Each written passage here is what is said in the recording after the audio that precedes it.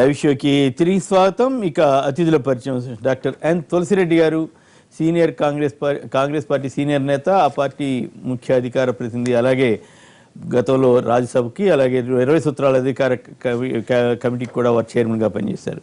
శ్రీ సుధాకర్ రెడ్డి గారు, టీఆర్ఎస్ శాసన మండలి సభ్యులు, అలాగే టీచర్ల సంబంధించినటువంటి ప్రముఖ నేత. ఇక అలాగే ప్రొఫెసర్ నాగేశ్వర గారు కొద్దిసేపట్లో మన ముందు ఉంటారు. కొద్ది క్షణాల్లో డాక్టర్ నాగేశ్వర గారు హెవెన్స్ ఇండియా ప్రధాన సంపాదకులు, ప్రముఖ విశ్లేషకులు, శాసన మండలి మాజీ సభ్యులు. ఇక బీజేపీకి సంబంధించిన సీనియర్ నేత, ప్రముఖ న్యాయవాది కూడా అయిన రఘునందన్ గారు కూడా మనతో చర్చలో పాల్గొంటారు. ఇక ముందుగా తెలంగాణకు సంబంధించి కానీ ఏపీకి సంబంధించి కానీ పలు విదేశీ సంస్థలు ఈ మధ్యకాలంలో ఎక్కువగా వచ్చి ఒప్పందాలు చేసుకుంటున్నాయి. ఆ తర్వాత ఏం జరుగుతుందనే విషయం పక్కన పెడితే ముందుగా టవర్లు, వంతెనలు వీటన్నింటినీ కడతాం, లేదా టవర్ హుస్సేన్ సాగర్ వద్ద దేశంలోనే అతిపెద్ద టవర్ కడటానికి చైనా బ్యాంకు 80% వ్యయం భరిస్తామని, అంటే రుణమే అయి ఉండాలి బహుశా, భరిస్తామని ముందుకు వచ్చింది. నిజానికి అట్లాగే సింగపూర్ కంపెనీలు అక్కడ ఏపీలో వస్తున్నాయి. అట్లాగే ఇక్కడికి వచ్చిన ప్రతి ఒక్కళ్ళు కూడా అక్కడికి వెళుతున్నారు, ఇక్కడికి వస్తున్నారు. నిజంగానే ఈ విదేశీ కంపెనీలన్నీ కూడా ఈ పెట్టుబడులు పెడతాయా, లేక వాళ్ళు ఇక్కడ వ్యాపారం చేస్తారా, మనకి ఉపాధి కల్పిస్తారా, లేక వాళ్ళ వ్యాపార ప్రయోజనాల కోసం వస్తున్నారా, లేదా ఇద్దరికి ఉభయత్ర ప్రయోజనాలు ఉంటాయా? ఈ విధానంలో ఇప్పుడు ఉదాహరణకి సింగపూర్ కేంద్రం ఏపీ రాజధానికి సంబంధించి దాదాపు 2000 కోట్ల రూపాయలు ఇప్పటికే ఇచ్చింది. ఈ డబ్బుతోటి అసెంబ్లీ ఇతరత్ర భవనాలు కట్టాలనేది ప్రతిపాదన. ఈ కట్టే ప్రతిపాదన సింగపూర్ సంస్థలకు అప్పచెబుతారా, మన దేశ కంపెనీలకు అప్పచెబుతారా, మరి టెండర్లు పిలుస్తారా, స్విచ్ ఛాలెంజ్ పద్ధత, ఇలాంటి చాలా అనేక సందేహాలు వస్తున్నాయి. గతంలో కూడా ఎన్నో కంపెనీలు ఇలా ముందుకు రావటం, ఒప్పందాలు చేసుకోవటం, ఆ తర్వాత వదిలేయటం, ఇట్లాంటి సందర్భాలు కూడా చాలా జరుగుతున్నాయి. కొన్నిసార్లు మంచి పరిణామం మంచిగా జరిగి కొంత అభివృద్ధి కూడా జరిగిన సందర్భాలు ఉండొచ్చు. మరి నిజానికి పెట్టుబడులు పెట్టడానికి వస్తున్నారా, వాళ్ళ లాభాలకు వస్తారా, రెండు దేశాలకి లేదా మనకి ఇతర ప్రయోజనాలు జరుగుతాయా, ఇలా సాధ్యాసాధ్యాల మీద ముందుగా డాక్టర్ నాగేశ్వర్ గారు ఈ విధానం మీద మాట్లాడతారు. అంటే విదేశీ పెట్టుబడులు లేకుండా, విదేశీ పెట్టుబడులతో సంబంధాలు లేకుండా ఆధునిక భారతదేశ ఆర్థిక వ్యవస్థ అభివృద్ధి అవుతుంది అనుకుంటే పొరపాటు. ఎందుకంటే ఇది ఇంటర్డిపెండెంట్ వరల్డ్, ఇంటగ్రేటెడ్ వరల్డ్ అనివార్యం. కానీ విదేశీ పెట్టుబడులు ఎక్కడ రావాలి?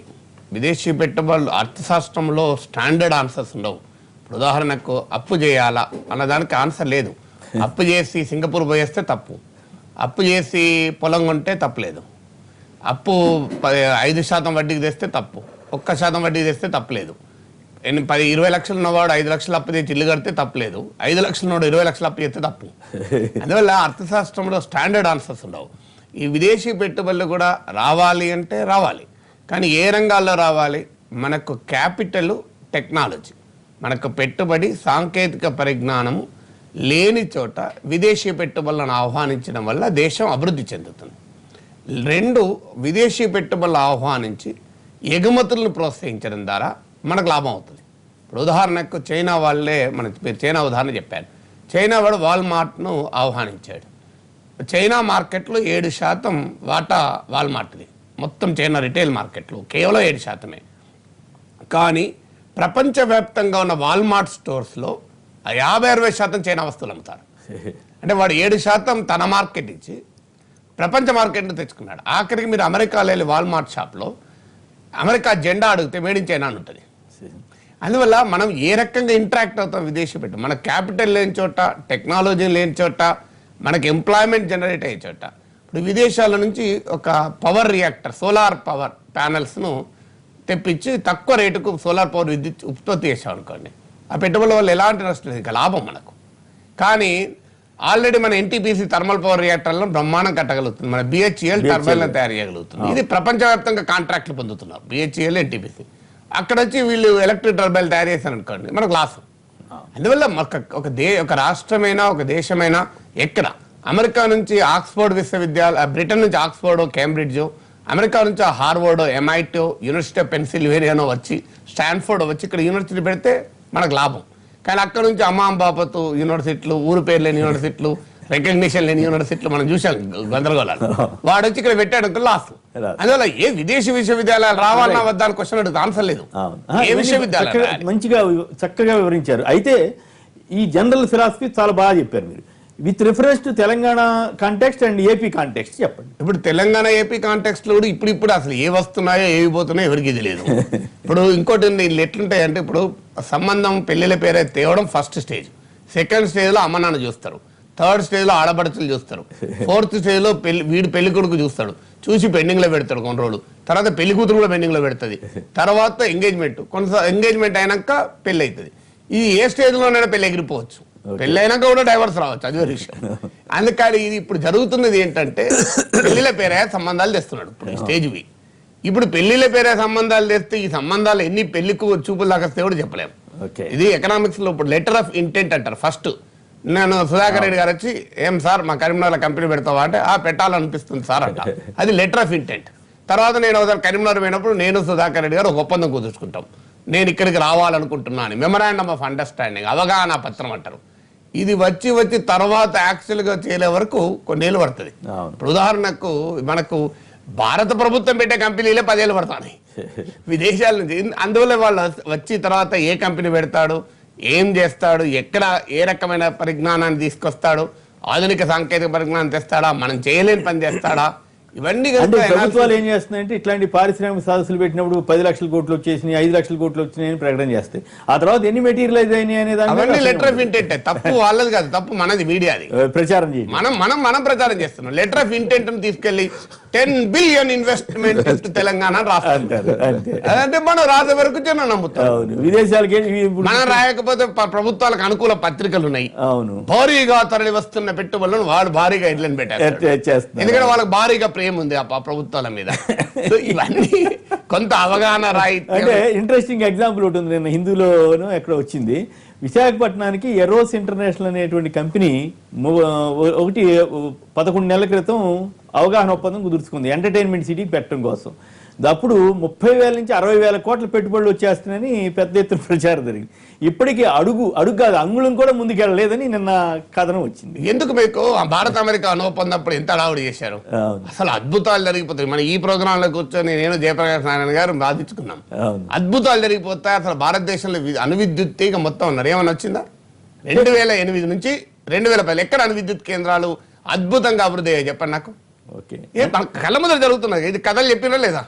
అయిపోయి ఒక్క అణు రియాక్టర్ అమెరికా నుంచి ఒక్కటి కూడా. కారణం ఏంటంటే అణు నష్ట పరిహార చట్టం ఉంది మీ దగ్గర, అంటే మా దగ్గర ఉంది, పార్లమెంట్ చట్టం చేసి దాన్ని కూడా ఒప్పుకోడు. అంటే అణు ప్రమాదం జరిగినా మా మీద మీరు కేసు పెట్టద్దు, మమ్మల్ని నష్టపరిహారం అడగద్దు అని అడుగుతున్నాడు. ఇదే మాట నేను చెప్పాను మన ప్రోగ్రామ్, మీరు 6 ఏళ్ల క్రితం చెప్పాను, అయ్యా ఇది రాంగ్, రాదు అని. అలాగే ఎన్రిచ్మెంట్ అండ్ రీప్రాసెసింగ్ టెక్నాలజీ రాదు అన్న ఇక్కడే కూర్చొని, ఇదే ప్రోగ్రామ్ కూర్చొని జయప్రకాష్ గారు పక్కన కూర్చుంటే మరి వచ్చింది ఇవాళ వరకు. అదే కొన్ని కథలు చెప్తున్నారు, కొన్ని అసలు ఏమి రావని మనం అనలేము. ఇప్పుడు ఉదాహరణకు మన హైదరాబాద్ నగరంలో మైక్రోసాఫ్ట్ వచ్చింది, గూగుల్ వచ్చింది, రాలేదని కూడా లేదు. అవి వస్తే ఉపయోగం, మీరు అన్నట్టు వస్తే ఉపయోగం. అంటే కొన్నోమో మనకు ఇప్పుడు అర్థం కాదు. అంటే ఇక్కడ పాయింట్ ఏంటంటే ఇంకొకటి కూడా మనం నిజాయితీ ఒప్పుకోవాలి.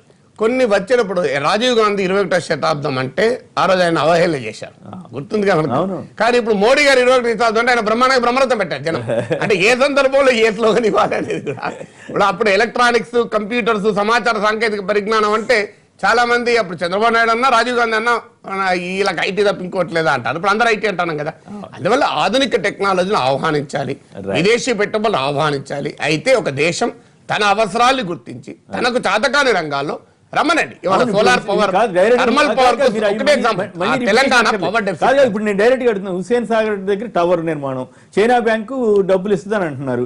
టవర్ నిర్మాణం ఇది ఎంతవరకు ప్రయోజనం? అసలు మొన్న బ్యాంక్ జూబ్లీ హిల్స్ లో ఎన్ని టవర్లు ఖాళీగా ఉన్నాయి లెక్కలు తీయండి ఫస్ట్. ఇప్పుడు బోలెడ్ షాపింగ్ స్పేస్ తెలంగాణలో ఖాళీగా ఉంది ప్రెసెంట్. ఏ రియల్ ఎస్టేట్ వెంచర్ అని అడగండి, అక్యుపెన్సీ లేక ఖాళీ ఉంది. అందువల్ల ఫస్ట్ నీడ్ అసెస్మెంట్ చేయాలి, టవర్ కట్టడమే కాదు.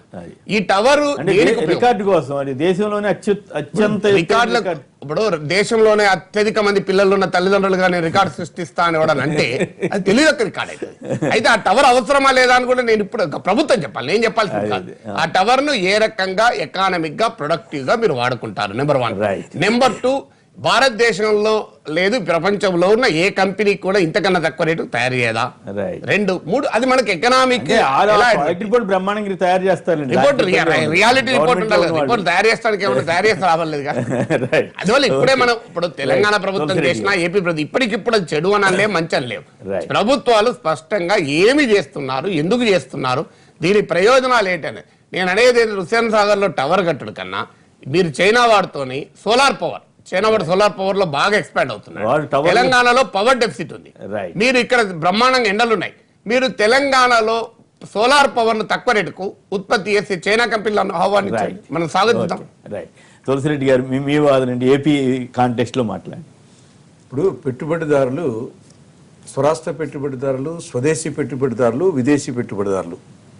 కాబట్టి పెట్టుబడి పెట్టే వాళ్ళు ఇప్పుడు ఈవెన్ విదేశీ పెట్టుబడి స్వరాష్ట్రంలో కూడా ఉన్నారు. అవును. మన వాళ్ళు పోయి ఇతర రాష్ట్రాల్లో, ఇతర దేశాల్లో పెట్టే పరిస్థితి ఉంది.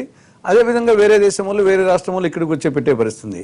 ఓవరాల్గా ఏ పెట్టుబడిదారుడైనా కానీ అతనికి లాభాల గురించి ఆలోచిస్తారు తప్ప మన గురించి ఆలోచించి ఉండదు. కానీ ఆ నేపథ్యంలో మనకేమన్నా కొంత ఉపయోగం జరుగుతుంది. ప్రభుత్వానికి పన్నుల రూపంలో కానీ లేకుంటే ప్రజలకు ఉపాధి రూపంలో కానీ ఉపయోగపడతాయని ఆ కోణంలో ఆలోచిస్తున్నాం. కానీ ఇటీవల కాలంలో ప్రభుత్వానికి పన్నుల రాయితీలు వచ్చే విధంగా ఆలోచించడం లేదు. మనమే ఇస్తున్నాం, ఎదురు రాయితీలు. ప్రభుత్వాలే వచ్చేసి ఇస్తున్నారు కాబట్టి ప్రభుత్వానికి పెద్ద ఆదాయం వచ్చే పరిస్థితి కనిపించలేదు. ఇంకా ఉపాధికి వచ్చేసి ఏ మేరకు దాంట్లో ఉపాధి ఓరియంటెడ్ ఎంత ఉంటుంది, మిగతా ఎంత ఉంటుంది అనే కోణంలో ఆలోచించాలి ఒకటి. రెండవది, దానికి గ్లోబల్ టెండర్స్ ఇచ్చినప్పుడు స్వరాష్ట్రం రావచ్చు, మన దేశంలో వేరే రాష్ట్రాలు రావచ్చు, వేరే రావచ్చు. ఇక్కడ నిధులు ఒకటి, టెక్నాలజీ ఒకటి. టెక్నాలజీ సంబంధించి మనము గ్లోబల్ టెండర్స్లో అన్ని వాళ్ళకు ఉంటేనే వస్తారు టెక్నాలజీ నిధులు. గ్లోబల్ టెండర్ లో మళ్ళీ స్విచ్ ఛాలెంజ్ అని కొత్త ఇది ఇంప్లిమెంట్ చేశారు. ఈ స్విచ్ ఛాలెంజ్ లో మళ్ళీ రకరకాల ఛాలెంజ్, అది వచ్చేసి ఇప్పుడు కొత్తగా స్విచ్ ఛాలెంజ్ అనేది మరి ఇప్పుడే వింటున్నాం వచ్చేసి. నిజాం షుగర్స్ స్విచ్ ఛాలెంజ్ పద్ధతి. కాంగ్రెస్ ప్రభుత్వం, సరే ఏది ఏమైనా కాంగ్రెస్ ప్రభుత్వంలో జిహెచ్ఎంసీ పరిధిలో చాలా వర్కుల్ని స్విస్ ఛాలెంజ్ కింద ఇస్తే అప్పుడు హైకోర్టు కొట్టేసి ఈ పద్ధతి ఏదో బాగాలేనట్టుంది, అవకతవకలకి ఆస్కారం ఉంటుందని ఒక కామెంట్ కూడా చేయడం జరిగింది. స్విచ్ ఛాలెంజ్ మీద నిజాం షుగర్స్ ఇచ్చినప్పుడు జిహెచ్ఎంసీ టెండర్స్ లో వేల కోట్ల రూపాయల పనులని, భూములని స్విస్ ఛాలెంజ్ పేరిట నాకు 10 ఎకరాలు ఇవ్వండి, దీనిలో టూరిజం హోటల్ కడతా అని తీసేసుకున్నారు. ఇప్పుడు ఏపీ రాజధానికి స్విచ్ ఛాలెంజ్ పద్ధతిలో వెళ్తా ఉంటున్నారు కదా. దాంట్లో మెరిట్స్ ఏంది, డిమెరిట్స్ ఏంది అనేది హైకోర్టు ఒక ఎలాబొరేటెడ్ జడ్జ్మెంట్ ఇచ్చింది. డబుల్ బెంచ్ జడ్జ్మెంట్ ఉంది. స్విస్ ఛాలెంజ్ ఇన్ జిహెచ్ఎంసీ లో చాలా స్పష్టంగా ఒక జడ్జ్మెంట్ వచ్చింది కాంగ్రెస్ ఆయనలో, రాజశేఖర రెడ్డి. నిజాం షుగర్స్ ని అప్పుడు స్విచ్ ఛాలెంజ్ పద్ధతిలోనే ఇచ్చారు. కంపెనీ వేరు సార్, కంపెనీ వేరు, భూముల అలొకేషన్లు వేరు సార్. అది కంపెనీ దాన్ని లిక్విడేటర్ కి అపాయింట్ చేసిన తర్వాత దాన్ని సేల్ చేసేటువంటి సందర్భంలో స్విస్ ఛాలెంజ్ అది. నిజాం షుగర్ గారు అనేది ఏంటంటే భూముల అలొకేషన్ చేసేట్లో ఆ విధమైనటువంటి స్విచ్ ఛాలెంజ్ అనేటువంటి దాని మీద జడ్జ్మెంట్ రావచ్చు, కానీ కంపెనీలో వచ్చేటువంటి దాని మీద కాదు. అదే చెప్పండి. స్విస్ ఛాలెంజ్ లో ప్రధానంగా మా తెలంగాణ ప్రాంతంలో పెద్దలు మా నాగేశ్వర్ గారు స్పష్టంగా వివరించారు. ఎందుకొరకంటే ఇది పెళ్లి ఉండేటువంటి ఒక తంతు. ఎందుకంటే ఎంఓయూ కుదుర్చుకోవటానికి మొదలు మన రాష్ట్రానికి రావటం, ఇవాళ దేశంలోనే అత్యుత్తమైనటువంటి ఒక నగరంగా 134వ స్థానంలో ప్రపంచ స్థాయిలో మన హైదరాబాద్ ఆ విధంగా ఉన్నది. కాబట్టి ప్రపంచ నగరంగా ఖ్యాతిగడిస్తున్నప్పుడు విజన్, ఆ రకంగా ఉండేటువంటి ఒక విజన్ తోటి నిర్మాణాలు చేయవలసినటువంటి ఒక బాధ్యత రాష్ట్ర ప్రభుత్వంపై ఉంటుంది. దానికి అనుగుణ్యంగానే హుస్సేన్ సాగర్ పరిసర ప్రాంతాల్లో ఇవాళ టవర్స్ నిర్మాణమే కానివ్వండి, అదేవిధంగా పాలమూరు జిల్లాలో టన్నల్స్ ఏర్పాటు చేయడంలో కానివ్వండి, చైనా బ్యాంక్ ఏదైతున్నదో 85% నిధులకు పెట్టి వాళ్ళు వస్తున్నారు. కాబట్టి వాళ్ళు పెట్టుబడి పెట్టినట్టయితే మన నగరాన్ని ఇంకా అతి సుందర నగరంగా రూపకల్పన జరిగేటువంటి అవకాశం ఉంటుంది అనేటువంటి ఒక దృక్పథంతో తప్ప ఒకవైపేమో ఎఫ్ఆర్బిఎం మన రాష్ట్రము మన దేశంలోనే కలుగుదామని అనుకుంటున్నాం. అంటే ఎఫ్ఆర్బిఎం పరిమితి పెంచమంటే కేంద్ర ప్రభుత్వం అనుమతిస్తలేదా? మరి ఇక విదేశీ సంస్థలను ఆశ్రయించకపోతే ఎట్లుంటది? కాబట్టి ఏదైనా చేసి మా నగరం హైదరాబాద్ నగరాన్ని ప్రపంచ నగరంగా రూపకల్పన చేసేట్లో ఇది ప్రధాన భూమిక నిర్వహించారు. అందులో మరి మున్సిపల్ ఎలక్షన్ కూడా రాబోతున్నాయి, అది వేరే విషయం. అన్ని కూడా ఇప్పుడు కేవలం సమగ్రంగా అభివృద్ధి పరచాలి కదా. ఒక్క నిమిషం ఈ రంగంలో అనుభవం అది కాస్త ఆలోచించేటువంటి కొందరు మిత్రులు కూడా లైన్ లో ఉన్నారు. ఏకాంబరం గారు లైన్ లో ఉన్నారు. ఏకాంబరం గారు నమస్కారం, మాట్లాడండి. నమస్తే అండి. నమస్తే, మాట్లాడండి ప్లీజ్. మీరు అంటే మీరందరూ కూడా ఒకే సమవయస్కులు అక్కడ కూర్చున్నటువంటి వారు. మీరు ఒకసారి ఆలోచించాల్సింది ఏంటంటే అసలు మీ తర్వాత జనరేషన్ లో పారిశ్రామికవేత్త అనేవాళ్ళు ఎవరైనా తయారవుతున్నారా? ఇంజనీరింగ్ అనే దాని మీద నేను కొంచెం గట్టిగా మాట్లాడుతున్నాను అనుకోవద్దు. మీలో అక్కడ కూర్చున్న వాళ్ళకి అవగాహన ఉందా? అసలు ఇంజనీరింగ్ అనేది సాంకేతికంగా ఎట్లా తయారవుతుంది అనేది మనకు అసలు అవగాహన ఉందా? ఎంతసేపటికి డబ్బులు చూసుకొని పక్కన దేశం వెళ్ళి అప్పు తెచ్చుకొని ఏదో ఇక్కడ ఆడిచ్చి పెడతాడు, మనం ఏదో అభివృద్ధి చేస్తున్నాం అని అనుకోవడం తప్ప మనం ఏంటి, మన పిల్లలేంటి, వాళ్ళు నేర్చుకుంది ఏంటి, అవతలాడు తయారు చేయగలుగుతుంది, మనం తయారు చేయగలుగుతున్నామా లేదా, మనం ఏదన్నా ముందుకెళ్ళగలవా లేదా, ఇవన్నీ వదిలేసేసి ఎంతసేపటికి చైనా కూడా వస్తాడు, లేకపోతే నెదర్లాండ్స్ కూడా వస్తాడు, ఇవే తప్ప మరొక పరిస్థితి కనపడట్లేదు. ఇక్కడ ఉన్న వాళ్ళకి అసలు ఎటువంటి అవగాహన, ఎటువంటి అవకాశం ఇవ్వట్లేదు. ఇందాక మైక్రోసాఫ్ట్, గూగుల్ ఇంజనీరింగ్ ఏంటంటే మైక్రోసాఫ్ట్, గూగుల్ అవసరం లేదు. ఒక పాయింట్ చెప్పాలి కొమ్మేడి గారు. ఏకాంబర గారు ఇప్పుడు ఇక్కడ ఉన్న వారికి ఇంజనీరింగ్ మీద అవగాహన ఉందా అని చెప్పారు. ఇప్పుడు క్రికెట్ కామెంటేటర్ బ్యాటింగ్ చేసిండా అని అడగలేము. కామెంటేటర్ అంతే. కామెంటేటర్ అంటే ఏంటిది? ఆడుతున్న క్రికెట్ చూసి కామెంట్ చేస్తారు. నువ్వేనా బ్యాట్ పట్టుకున్నావా, బౌల్ వేసినావా, బ్యాటింగ్ గురించి మాట్లాడుతున్నా. కామెంటేటర్లు ఏం చేస్తారు? కామెంటేటర్ మీద కామెంటేటర్ చేయాలి.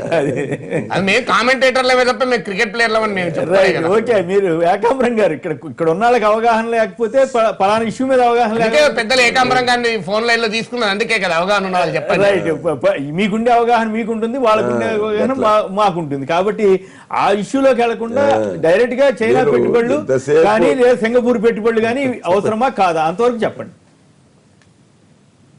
హలో హలో, కట్ అయినట్టుంది. శ్రీనివాస నాయుడు గారు మరొక లైన్ లో ఉన్నారు. శ్రీనివాస నాయుడు గారు నమస్కారం, మాట్లాడండి. మాకు పైపులూరు మండలం సార్, ఆడబాస గ్రామం. మాట్లాడండి. నా పేరు తోట శ్రీనివాస నాయుడు అండి. గుడ్, మాట్లాడండి. మా ఊరికి కామెంట్ శ్రీనివాసరావు గారు, మాగంటి వెంకటరావు గారు అన్యాయం చేశారు సార్. అది వాళ్ళు ఊరున్న ప్రతి ఒక్కరికి 2000 పంచాలన్నారండి. బుల్లెట్ లో చేపల డబ్బులు అవి పంచలేదండి ఇప్పుడు దాకా. ఇప్పుడు ఏం చేద్దాం? ఇప్పుడు మేము మాట్లాడేది ఏంది? మీరు ఇది కామినేని శ్రీనివాస్ గారు డబ్బులు పంచుతున్నారు, పంచలేదా? ఇది ఎక్కడ కూడా మీరు మంత్రి గారిని అడగాల్సిన ప్రశ్న మమ్మల్ని అడిగితే మేం చేసేది. ఎందుకు పంచుతా ఉన్నారు? 2000 చొప్పున చేపల చెరువులకు సంబంధించిన డబ్బులని ఏదో అంటున్నారు. ఏదో వివాదం ఉండి చాలా బాగా పాపం. అంటే ఈ రకంగా జనంలో తీసుకెళ్లాలని మీరు అనుకున్నట్టున్నారు. సతీష్ గారు మరొక లైన్ లో ఉన్నారు. సతీష్ గారు నమస్కారం, మాట్లాడండి. నమస్తే అండి. నమస్తే, మాట్లాడండి. అక్కడ ఉన్న పెద్దలందరూ కూడా నమస్కారం అండి. మీకు చాలా వేరాభిమాని సార్ గుమ్మేని గారు. నమస్కారం కానివ్వండి. సార్ అంటే ఇప్పుడు విదేశీ పెట్టుబడుల గురించి అవసరమే కానండి. అయితే మనకున్న ఈ వ్యవస్థలో మనకున్నప్పుడు ప్రజెంట్ ఆంధ్రప్రదేశ్ లో ఏం జరుగుతుందంటే పేదవాడికి సరైన రేషన్ దొరకట్లేదు, రైతులు ఆత్మహత్య చేసుకుంటున్నారండి. ముందు మన కుటుంబం అనే వ్యవస్థను తెచ్చుకుని మన కారిడార్ని తెచ్చుకున్నా, లేకపోతే పెద్ద పెద్ద టవర్లు తెచ్చుకున్నా పర్వాలేదండి. ముందు మనకి ఇక్కడ ప్రజలకే సరిగా ఇది లేనప్పుడు మనకి ఎన్ని కారిడార్లు, ఎన్ని పెట్టుబడులు పెడితే ఎందుకని సుఖండి. అది సార్ నా అభిప్రాయం. Okay, right. గత ప్రభుత్వ ఆయన లోపల కూడా చాలా విదేశీ కంపెనీలు, విదేశీ సంస్థలు వచ్చినాయి. చాలా మంది ఇండస్ట్రియలిస్టులు ముందుకు వచ్చినారు, వాటి కోసం ఒప్పందాలు చేసుకున్నారు. పాలమూరు జిల్లాలు తీసుకున్న సెజిల్ చేసుకుంటే, హైదరాబాద్ పక్కన చేసుకున్న ఎంఆర్ తీసుకున్నా కానీ, ఇంకా పోతే మా మెదక్ జిల్లా సుల్తాన్పూర్ లోపల ఫార్మాసిటీ కోసం ఇచ్చినటువంటి 750 ఎకరాల్లో 7 ఇంచుల మట్టి కూడా తవ్వకుండా 15 సంవత్సరాల పాటు అట్లే ఉంచుకోవడం కానీ, దిల్ లాంటి సంస్థలు కానీ ఇట్లా ఇన్ఫ్రాస్ట్రక్చర్ డెవలప్మెంట్ కోసం గతంలో తీసుకున్నటువంటి భూములలో అనేకమైనటువంటి వివాదాలు వచ్చినాయి. ఇప్పుడు ఎంఆర్ ఎంత వివాదమైందో మీరు చూసినారు. అవసరం లేకుండా రైతుల భూములు తీసుకున్నారు. వాళ్ళకి ఇష్టం లేదనంటే కోర్టులో డబ్బులు డిపాజిట్ చేసినారు. ఈ రోజు దాకా ఆ డబ్బుని కనీసం రైతన్నలు ముట్టుకోలేదు. దాని విషయంలో చాలా గొడవలు జరిగినాయి, మీరంతా చూసినారు. దిల్ అనేటువంటి ఒక ఇన్ఫ్రాస్ట్రక్చర్ సంస్థకి కాంగ్రెస్ ప్రభుత్వంలో రాజశేఖర రెడ్డి గారు ముఖ్యమంత్రిగా ఉన్నప్పుడు ఇన్ఫ్రాస్ట్రక్చర్ డెవలప్ చేస్తాం, ఇల్లు కడతాం, పేదలకు ఇల్లు ఇస్తాం అనేటువంటి సందర్భంగా వచ్చినప్పుడు దాదాపు 12,000 ఎకరాల స్థలం ఇన్ అండ్ అరౌండ్ హైదరాబాద్ ఇవ్వడం జరిగింది. దాన్ని మన తెలంగాణ ప్రభుత్వం రద్దు చేసింది.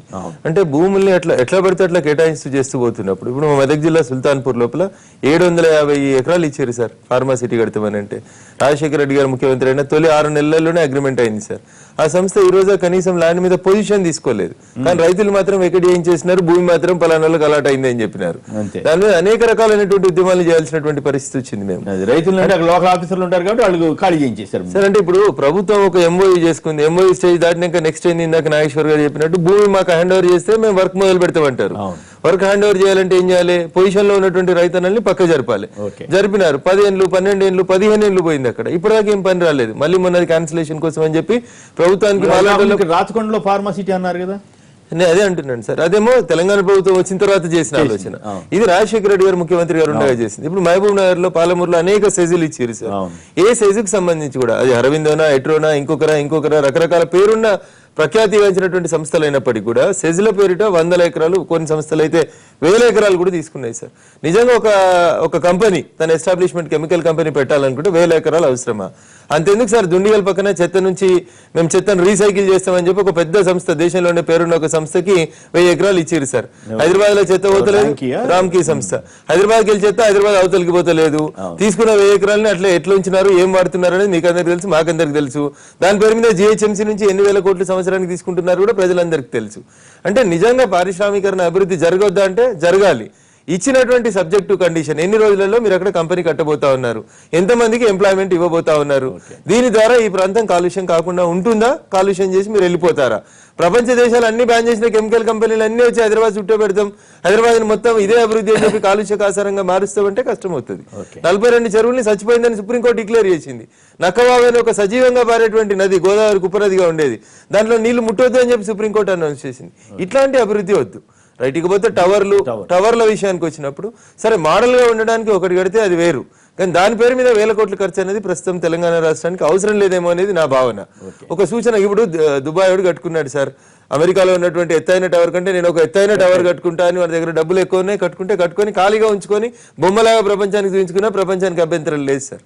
కానీ తెలంగాణలో ఉన్నటువంటి ఆర్థిక పరిస్థితులు భిన్నంగా ఉన్నాయి. తెలంగాణలో గ్రౌండ్ రియాలిటీ వేరే ఉంది. సింబాలైజ్ చేయడానికి మీరు you want to build something, తక్కువ డబ్బుతో ఎక్కువ సింబాలిక్ గా మీరు చేస్తే బాగుంటుంది. కానీ 1000 కోట్లు ప్రైవేట్ బ్యాంకులతో తీసుకొచ్చి సింబల్ కోసమే చేస్తే కట్టాల్సిందే కదా, మనం డబ్బులు కట్టాల్సిందే కదా. రీపేమెంట్, దాని మీద రీపేమెంట్ ఉంటుంది, దాని మీద వడ్డీ ఉంటుంది, బ్యాంకు వడ్డీ ఉంటుంది. వాడేమి కొనుక్కున్నట్టు ఫ్రీగా ఇవ్వడు సార్. ఏ వ్యాపారవేత్త కూడా ఫ్రీగా ఇవ్వడు సార్. ఎందుకు చేస్తారు సార్ వాళ్ళు? Company social responsibility, CSR amounts అని ఉంటాయి కొమ్మినేని గారు. సిఎస్ఆర్ అమౌంట్స్ పెట్టి మీరు పక్కనున్న గ్రామాలని దత్తత తీసుకోండి. స్కూళ్ళల్లో బల్లలు లేవు, స్కూళ్ళల్లో టీచర్లు లేరు, లేకపోతే ఆడపిల్లలకి టాయిలెట్స్ లేవు, కట్టండి అంటే ఒక్కొక్క కంపెనీ ప్రతి త్రైమాసిక రిపోర్ట్ కింద 100 కోట్లు వచ్చినాయి లాభం, 5000 కోట్లు వచ్చినాయి అని చెప్తారు. కానీ సిఎస్ఆర్ డబ్బులు గవర్నమెంట్ కట్టాల్సిన 1% ఆఫ్ సిఎస్ఆర్ డబ్బులు కట్టడానికే ఒక్క పారిశ్రామికవేత్త ముందుకు రాని ఈ దేశం లోపల వాళ్ళ నుంచి మన మీద ఉచితంగా టవర్లు వస్తాయి, ఉచితంగా సింబాలిక్ గా చేస్తారని ఎవరన్నా అనుకుంటే అది తప్పు అవుతుంది సార్. నా అభిప్రాయం చేయాల్సింది. ఇప్పుడు అక్కడ ఏపీలో సింగపూర్ గవర్నమెంట్ మాస్టర్ ప్లాన్ ఉచితంగా ఇచ్చింది అన్నారు. మరి కొందరేమో అదే సుబ్బాన కంపెనీకి ఇంకో రూపంలో 12 కోట్లు హైదరాబాద్ కనబడుతుంది కానీ ఆంధ్రప్రదేశ్ కనబడదు. మనం ఉన్న ఊరు గురించి ముందు మాట్లాడుకుందాం, పక్క నుంచి తర్వాత డెఫినెట్ గా మాట్లాడదాం. 100% మాట్లాడాల్సిందే. సుధాకర్ రెడ్డి గారు ఒక నిమిషం నేను చెప్పడం అయిపోయినాక మీరు చెప్పండి. నేను చెప్పడం అయిపోయిన తర్వాత మీరు చెప్పండి. సుధాకర్ రెడ్డి గారు మీ వాదన మీరు చెప్పండి. మీరు వద్దనట్లేదు. It is a tourism place, symbolic గా కట్టడానికి తక్కువ డబ్బులతో ఏమైనా అవకాశం ఉంటే ఆలోచించండి అన్నావు. చెప్పట్లేదు. నాగేశ్వర్ గారు చెప్పింది ఇన్ఫ్రాస్ట్రక్చర్ ఎంత డెవలప్ అయింది, ఎంత వృధా ఉంది అనేది వారు ఒక కోణాన్ని స్పృశించారు. మేము ఇంకో కోణంలో చెప్తా ఉన్నాం. సింగపూర్ వచ్చి అప్పరంగా కట్టిపోతుంది.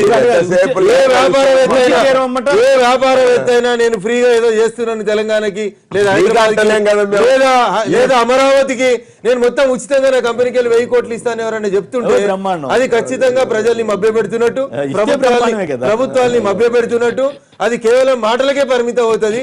ఇండైరెక్ట్ గా ఈ 1000కి 10,000 కోట్లు ఇంకో రూపం లోపల తీసుకోవడానికి ఆ పారిశ్రామికవేత్త ఖచ్చితంగా ప్రయత్నం చేస్తాడు.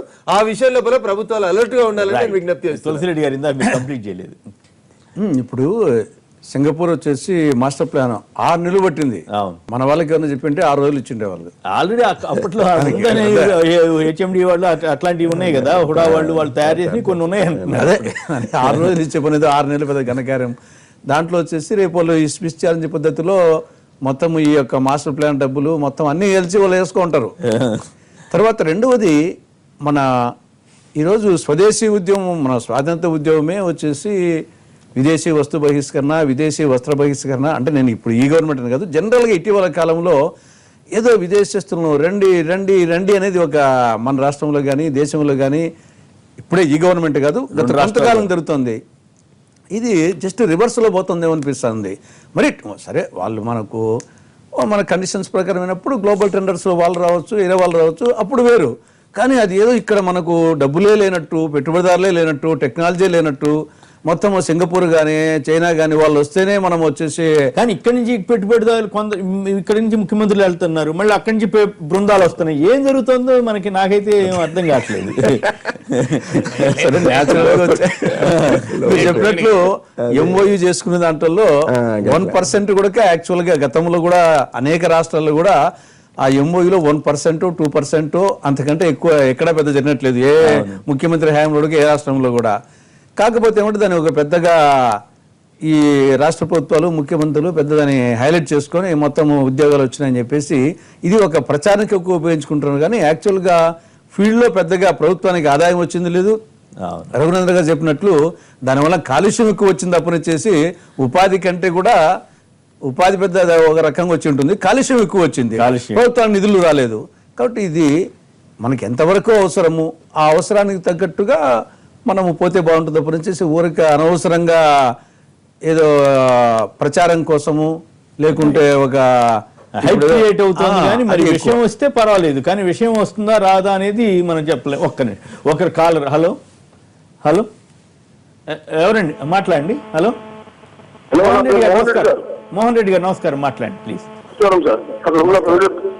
అందరికి నమస్కారం సార్. మాట్లాడండి ప్లీజ్.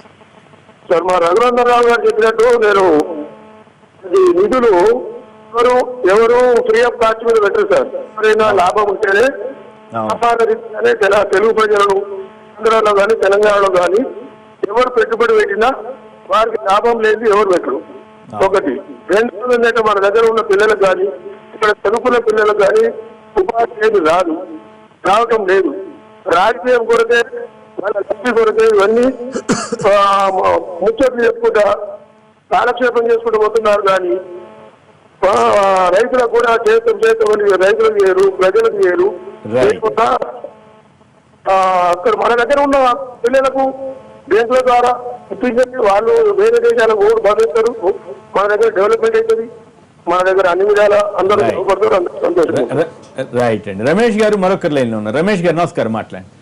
నమస్కారం అండి కొమ్మినేని గారు. నా ప్రశ్న ఏంటంటే పెట్టుబడుల విషయం కాదు కానీ natural resources, use of natural resources in the development of state. And the second is the HR. ఇంతకుముందు ఎవరో ఏకాంబరం గారు ప్రశ్న అడిగారండి ఇంజనీరింగ్ నైపుణ్యాన్ని ఉపయోగించుకోవడం గురించి. అయితే ఈ ఇంజనీరింగ్ నైపుణ్యం గురించి అంటే ప్రాజెక్ట్ వర్క్ రూపంలో వాళ్ళ నైపుణ్యాన్ని ఉపయోగించుకోవడం ఎంతైనా అవసరం ఉంది. నేచురల్ రిసోర్సెస్ ను ఎక్స్ప్లాయిట్ చేయడం ప్లస్ ఇందాక మన నాగేశ్వర్ గారు ఒక ప్రశ్న వేశారు ఏది సోలార్ పవర్ గురించి. China country is the vast country, India is the smaller area compare to the population wise density చూసినట్టయితే మనకు 25 acres of land is needed for 5 megawatts of power. అదేవిధంగా విండ్ ఎనర్జీ కూడా వాడుకోవాలండి. మనకు కొన్ని యూనివర్సిటీస్ లో ఇలాంటి ప్రాజెక్ట్స్ రావాలి. ఉదాహరణకి మీరు డాక్టర్స్ ఏదైతే 1 year రూరల్ సర్వీస్ చేయమంటున్నారో అదేవిధంగా మనం ఈ ఇంజనీరింగ్ స్టూడెంట్స్ కూడా లైవ్ ప్రాజెక్ట్స్ తో వాడుకోవడం అవసరం అండి. హెచ్ఆర్ ని మనకు అది హెచ్ఆర్ యొక్క ప్రాముఖ్యత ఎంత ఉంది ఎక్కువ. We are very rich in the HR resources that needs to be addressed. That's what I want to say. Even economics, political science అందరు కూడా వాడుకోవాలని నా ఉద్దేశం. Right boy. ఇప్పుడు సుధాకర్ రెడ్డి గారికి పాయింట్ ఏంటంటే పెట్టుబడులు వాళ్ళు పెడతారా లేదా మన డబ్బుతో వాళ్ళు పనులు చేసి పోతారా అనేది నా ప్రశ్న. ఇక్కడ ప్రధానంగా వాళ్ళు వచ్చి పెట్టుబడులు పెట్టాలనేటువంటి అభిలాష మాకు లేదు. ఎందుకొరకంటే పెట్టుబడులు తీసుకొచ్చి పెట్టినట్టయితే మన నగరం అభివృద్ధి చెందుతుంది అనేటువంటి ఒక దృక్పథమే. ఎందుకంటే మనమే స్వతహాగా అప్పులు దొరికినట్టయితే మనమే తీసుకొచ్చి అభివృద్ధి చేయాలనేటువంటి ఒక కాంక్ష ఉన్నది. కానీ అప్పులు దొరుకుతలేవు కాబట్టి విదేశీ బ్యాంకులు ఏవైతున్నాయో ఇవాళ చైనా బ్యాంకు 85% పెట్టుబడి పెట్టడానికి ముందుకు వస్తుంది. తద్వారా మన హైదరాబాదు మహానగరం, ఎందుకంటే ఇవాళ మీరు చూడు దుర్గం చెరువు దగ్గర ఎంత రష్ ఉంటుందంటే దాన్ని ఆ దుర్గం చెరువు మీద సస్పెన్షన్ బ్రిడ్జ్ కట్టినట్టయితే త్వరగా చాలా మందికి ఉపయుక్తంగా ఉండేటువంటి అవకాశం ఉంటుంది. అది మనమే చేయదలుచుకుంటే ఇంకా చాలా జాప్యం అయ్యేటువంటి పరిస్థితి ఉన్నది. కాబట్టి చైనా బ్యాంక్ అతి త్వరగా మంచి టెక్నాలజీ తోటి చేస్తామని ముందుకు వస్తుంది. అదేవిధంగా మనం ప్రసాద్ ఐమాక్స్ అప్పుడు కట్టినాం. ఎందుకు కట్టినాము? ఆ విధంగా ఉన్నట్టయితే టూరిజం డెవలప్ అవుతుంది అనేటువంటి ఉద్దేశంతో ఇప్పుడు కూడా టవర్స్ కట్టినట్టయితే హుస్సేన్ సాగర్ పరిసర ప్రాంతాల్లో ఆ విధంగా టూరిజంకి ఎక్కువగా డెవలప్ అవుతుంది అనేటువంటి ఉద్దేశంతో తప్ప ఇది విదేశీ సంస్థలని మొత్తం వాళ్ళతోటే నడిపించి లావాదేవీలు చేసుకోవాలనేటువంటి దృక్పథం మాత్రం మా నాకు ఇంకొక సందేహం ఏంటంటే చైనా బ్యాంకులు డబ్బులు ఇస్తా ఉంటున్నారు, ముందు సెంట్రల్ గవర్నమెంట్ ఒప్పుకుంటుందా? Yes. అవి కూడా మరి మొన్న మేము FRBM పరిమితి పెంచమన్నప్పుడు కేంద్ర ప్రభుత్వంతో అదే అన్నాం, మీరు పరిమితి పెంచరైతే విదేశీ సంస్థలతోటి ఉండేటువంటి పెంచితే మొత్తం అప్పులు పాలు చేస్తే అది ప్రమాదం కదా. అంటే 0.5 పెంచితేనే ప్రమాదం. ఒకవైపు ఏమో మా రాష్ట్రం దేశంలోనే అగ్రగామిగా ఉండేటువంటి ధనిక రాష్ట్రం ధనిక రాష్ట్రం కదా అని మీరు ఆయన అంటే మీరు ధనిక రాష్ట్రం కాబట్టి అప్పులు ఇవ్వంటారు కేసీఆర్ గారు. మేము అట్లా అంటలేం కదా. 14వ ఆర్థిక సంఘం ఇచ్చినటువంటి అధ్యక్షుడు ఆయన ఇచ్చినటువంటి ఒక నివేదిక ప్రాతిపదిక మీదనే ఆయన ఏమన్నాడంటే ఇవాళ దేశంలోనే గుజరాత్ తర్వాత తెలంగాణ రాష్ట్రము, ఇవాళ ఇక్కడ ఉండేటువంటి వనరులు ఏవైతున్నాయి. ఆయన ఏమన్నాడు ఈ మీరు ఎందుకు అంటున్నారు నాగేశ్వర గారికి మాకైతే అర్థమే కాదు. అంత ధనిక రాష్ట్రం అయిపోయిందా తెలంగాణ? ధనిక రాష్ట్రం అంత ధనిక రాష్ట్రం అని అంటలేదు, అప్పులు తీసుకొస్తే మళ్ళీ చెల్లించేటువంటి తాత కలిగినటువంటి రాష్ట్రం ఉందా? ఆ రకంగా ఎంత అప్పులు తీసుకొస్తారు అంటే 1,00,000 కోట్ల మొత్తం 1,00,000 కోట్లు మీరు ఇన్ని చెబుతున్నారు కదా. ఈ ఏడాది మొన్న ఒక వార్త వచ్చింది, 1,10,10,000 కోట్ల బడ్జెట్ మీరు ఎంత పెర్ఫామ్ చేశారండి? 60,000 కోట్లు కూడా బడ్జెట్ పెర్ఫామ్ చేయలేదంట. మరి ఇంకేం ఇప్పుడు వచ్చినటువంటి మాకెంత రాబడి వస్తుందో మా బడ్జెట్ ప్రకారం ఇలా ఆర్థిక నిపుణులతో మేము మొన్ననే నేను మొత్తం స్టడీ చేస్తే 90,000 కోట్ల రూపాయలు ఇప్పుడు మాకు రాబడి వస్తున్నట్టుగా గుర్తించడం. ఈ సంవత్సరం బడ్జెట్ ఎంత పెట్టారు? 1,10,000 కోట్లు ఎక్కడి నుంచి వస్తుంది? కేంద్ర ప్రభుత్వం ఆయన దగ్గర తీసుకోమా? 90,000 బడ్జెట్ అంటేనే అన్ని కలిపి ఉంటాయి. 90,000 కోట్ల ఓన్లీ తెలంగాణ నుంచి వస్తాయా?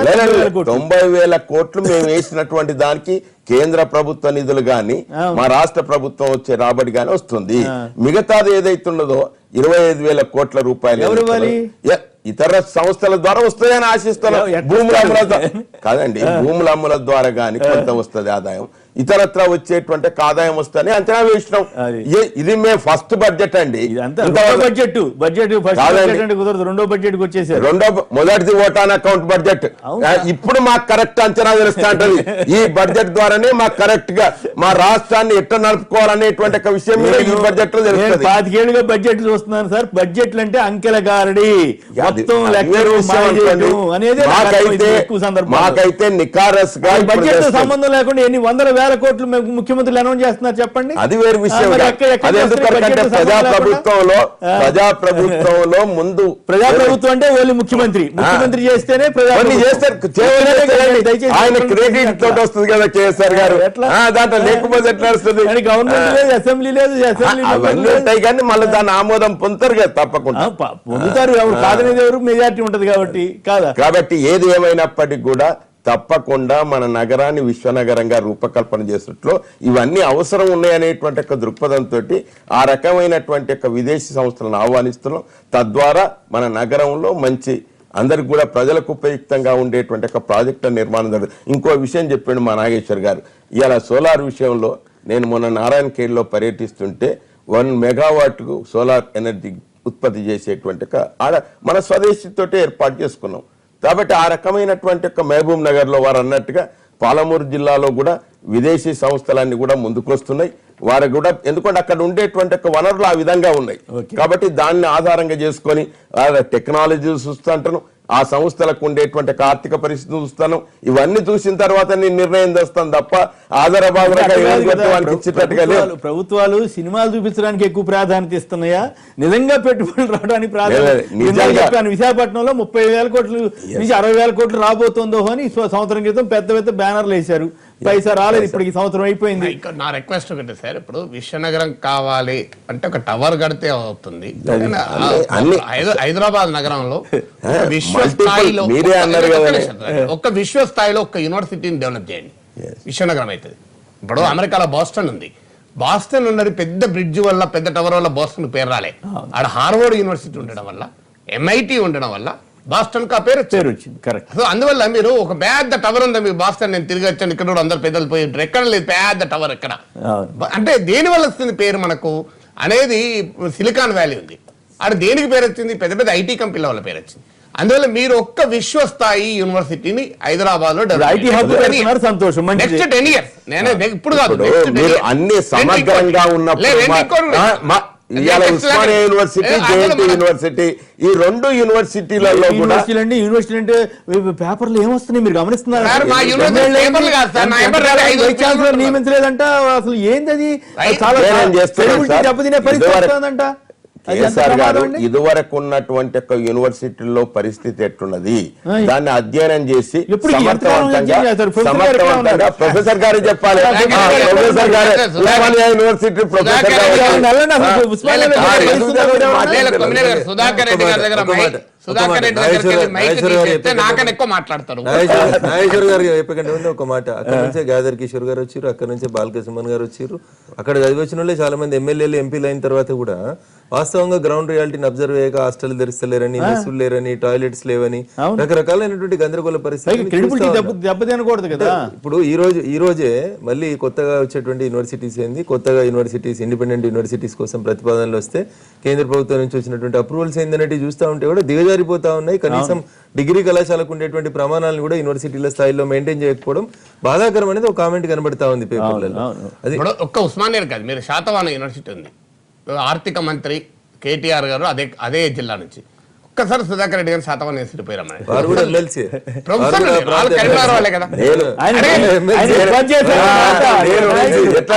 నేను వెళ్ళొచ్చినా అక్కడ ఉండేటువంటి ఒక స్థితిగతులను అధ్యయనం చేసి దానికి అనుగుణంగా రిపోర్ట్ కూడా ఇచ్చినాం. ఫలితం ఏంటి? ఎట్లా సార్ ఒక్కటే సార్ విద్య విషయంలో, పిల్లల విషయంలో చాలా జాగ్రత్తగా ఉండాలి. సంవత్సరం వైస్ ఛాన్సలర్ నియమించకపోతే అక్కడ రావాల్సిన డబ్బులు రాకపోతే అసలు. ఇంకోటి ఎగ్జాంపుల్ చెప్తాను. మీరు ఏమన్నా Telangana academy skill and knowledge అని ఒక అద్భుతంగా ఒక మంచి పథకాన్ని పెట్టారు. మేము అంత అప్రిషియేట్ చేసాం కౌన్సిల్ కూడా. ఏమేమి చెప్పమనండి ఇప్పటి వరకు దానికి ఒక సీఈఓని పెట్టారు. కేటీఆర్ గారు స్వయాన నాకు ఫోన్ చేసి, నాగేశ్వర గారు మీరు కొద్దిగా అడ్వైజ్ చేయాలి సార్, మా సీఈఓ గారు వచ్చి కలుస్తారన్నారు. మంచిదండి అన్నాడు. సీఈఓ నాకు ఫోన్ చేసి మీరు ఒకసారి ఇటు వచ్చినప్పుడు రండి అన్నాడు. నాకు పర్లేదు, అటు వచ్చినప్పుడు నేను పోయి కలవాలి. అంటే ఈ రకమైన